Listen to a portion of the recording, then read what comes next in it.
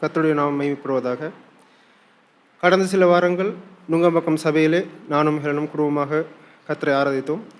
இன்று இங்கே உள்ள பரிசுத்தவான்களோடு கர்த்தரை ஆராதிப்பதிலே மிகவும் மகிழ்ச்சி கொள்கிறோம். தொடர்ந்து ஆராதனைக்கு பிரயோஜனமாக ஒரு சில வசனங்களை வாசிப்போம். மத்தேயு எழுதின சுவிசேஷம் 3ஆம் அதிகாரம்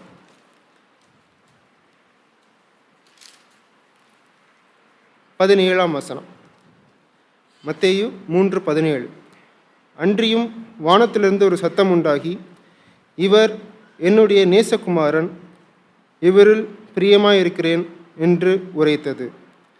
தொடர்ந்து மற்றொரு வசனத்தையும் வாசிப்போம். மத்தேயு 17ஆம் அதிகாரம் 5ஆம் வசனம். மத்தேயு 17:5. அவர் பேசுகையில், இதோ ஒளியுள்ள ஒரு மேகம் அவர்கள் மேல் நிழலிட்டது. இவர் என்னுடைய நேசகுமாரன், இவரில் பிரியமாயிருக்கிறேன், இவருக்கு செவி கொடுங்கள் என்று அந்த மேகத்திலிருந்து ஒரு சத்தம் உண்டாயிற்று. இந்த 2 வசனங்களிலும் நாம் பார்க்கிறோம், வானத்திலிருந்து பிதாவானவர் இயேசு கிறிஸ்துவை குறித்து சாட்சி கொடுக்கிறார்.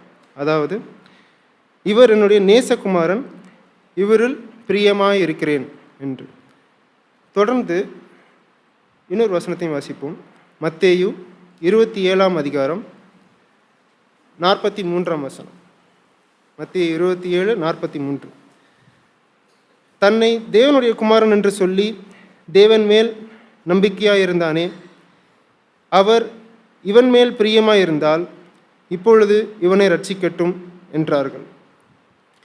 இந்த முதல் 2 வசனங்களிலும் ஆண்டவரே தம்முடைய நேசகுமாரன் என்று அழைத்து இவரில் பிரியமாக இருக்கிற என்று சாட்சி கொடுக்கிறார். ஆனால் இந்த 27ஆம் அதிகாரத்தில் உள்ள 43ஆம் வசனத்திலே பார்க்கிறோம், அங்கே உள்ள சுற்றி உள்ளவர்கள் அவரை பரிகசித்தும் தேவனானவர் மௌனம் காத்தார். இங்கே பாருங்கள், அதே வார்த்தையை தான் இங்கேயும் குறிப்பிடுகிறார்கள். தேவன் மேல் நம்பிக்கையாக இருந்தானே, இந்த தேவனுடைய குமாரன் என்று சொல்லி தேவன் மேல் நம்பிக்கையாக இருந்தானே, அவர் இவனில் பிரியமாக இருந்தால் இப்பொழுது இவனை ரட்சிக்கட்டும் என்றார்கள். இந்த வார்த்தைகளை கேட்டும் பிதாவானவர் மௌனம் சாதித்தார். இது எதற்காக? கிறிஸ்துவை விரும்பாதனாலையா, இல்லை கிறிஸ்து மீது பிரியம் இல்லாதனாலையா? இல்லை. கிறிஸ்துவின் மீது வைத்திருந்த பிரியத்தை காட்டிலும் அவர் நம்மீது நாம் அவரை துதிக்க வேண்டும், நாம் அவருடைய பரிசுத்த ஸ்தலத்தில் காணப்பட வேண்டும் என்பதன் நோக்கத்திற்காக நம்மீது அதிக பிரியம் கொண்டிருந்தார். தொடர்ந்து இன்னொரு வசனத்தையும் பார்ப்போம். அவர் கிறிஸ்துவை ஏசாயா 53:10 அதிகாரம், கர்த்தரோ ஏசாயா 53ஆம் அதிகாரம் 10ஆம் வசனம். கர்த்தரோ அவரை நொறுக்க சித்தமாகி. இங்கே பார்க்கிறோம், சித்தமாகி அப்படின்ற ஒரு வார்த்தை கொடுக்கப்பட்டிருக்கு. இதற்கும் அர்த்தம் என்னவென்றால் பிரியமாகி. கர்த்தரோ நம்மீது வைத்திருந்த பிரியத்தின் காரணமாக கிறிஸ்துவை நொறுக்க பிரியமானார். அந்தளவுக்காக பிதாவானவர் நம்மீது அன்பு வைத்திருந்தார். சரி, இயேசு ஏன் மௌனம் சாதித்தார்? அதையும் ஒரு வசனம் வாசிப்போம். இயேசு நினைத்திருந்தால் நாம் இப்பொழுது துதிக்கும் பொழுது ஒரு சகோதரன் இப்படியாக ஜெபித்தார். இயேசுவானவர் பயமுறுத்தாமல் இருந்தார், பாடுகள் அனுபவித்தார், பயமுறுத்தாமல் இருந்தார். அதை ஒரு ஆதாரமாக கொண்டு ஒரு வசனத்தை பார்ப்போம். பேதுரு 1 பேதுரு 2ஆம் அதிகாரம் 22ஆம் வசனம் 23ஆம் வசனம்.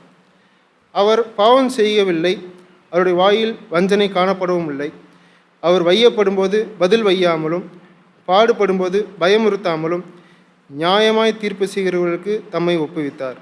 இங்கே 23ஆம் வசனத்தில் பார்க்கிறோம், அவர் வையப்படும்போது பதில் வையாமலும் பாடுபடும்போது பயமுறுத்தாமலும் இருந்தார். இது எதற்காக? அவர் நம்மீது வைத்திருந்த அன்பின் வெளிப்பாடாக. இன்னொரு வசனத்தையும் பார்ப்போம்.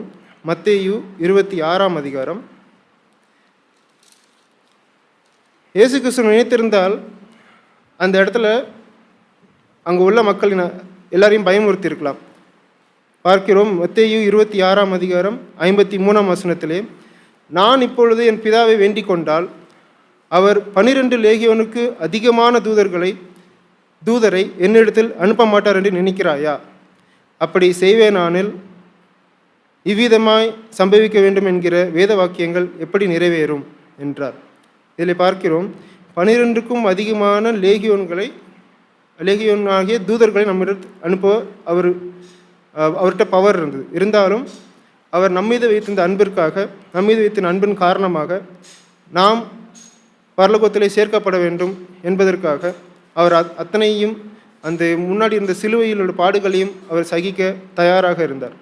ஒரு லேகியோன் என்றால், நாம் இன்டர்நெட்டில் பார்த்தா, ஒரு லேகியோன் என்றால் 3000 6000 படை வீரர்கள், அதாவது காலால் படை வீரர்கள் ப்ளஸ் குதிரை படை வீரர்கள், 3000 6000 படை வீரர்கள்.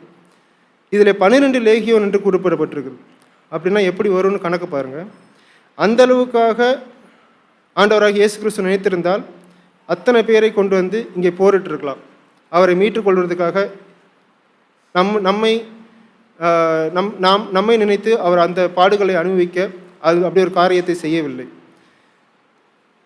தொடர்ந்து அவர் பயமுறுத்துவதற்கான இன்னொரு இடத்தையும் பார்ப்போம். பயமுறுத்தாமல் இருந்ததுக்கான இன்னொரு இடத்தையும் பார்ப்போம்.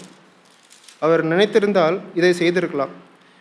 மார்க்கு 4ஆம் அதிகாரம் 39 மார்க் 4:39 அவர் எழுந்து காற்றை அதற்றி கடலை பாற்று, இறையாதே, அமைதலாய் இரு என்றார். அப்பொழுது காற்று நின்று போய் மிகுந்த அமைதல் உண்டாயிற்று. அவர்களை நோக்கி, ஏன் இப்படி பயப்படுகிறீர்கள்?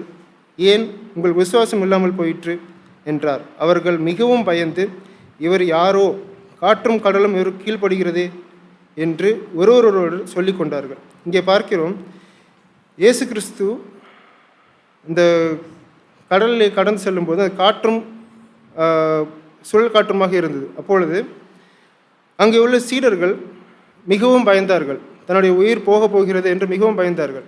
ஆனால் அதை காட்டிலும் இயேசு கிறிஸ்து அந்த அற்புதத்தை செய்யும்போது, அதாவது காற்றின் கடலையும் அதற்றும் பொழுது அதை காட்டிலும் பயந்தார்கள். ஆனால் இயேசு கிறிஸ்து அவர் நிந்திக்கப்படும் போதோ, அவர் பாடுபாடு அனுபவிக்கும் போதோ, சிலுவையில் தொங்கிக் கொண்டிருக்கும் போதோ தன் வாயை திறக்காமல் அத்தனை பாடுகளையும் அனுபவித்து பயமுறுத்தாமல் அத்தனையும் ஏற்றுக்கொண்டார். பிதாவானவரும் அங்கே மௌனம் சாய்த்தார். இயேசு கிறிஸ்துவும் அவங்க மௌனம் சாய்த்தார். இந்த அன்பை மனதில் வைத்துக்கொண்டு பாத்திரம் நம்மிடம் வரும்போது அதில் பங்கு கொள்வோம். கர்த்தருடைய நாமம் மகிமைப்படுவதாக.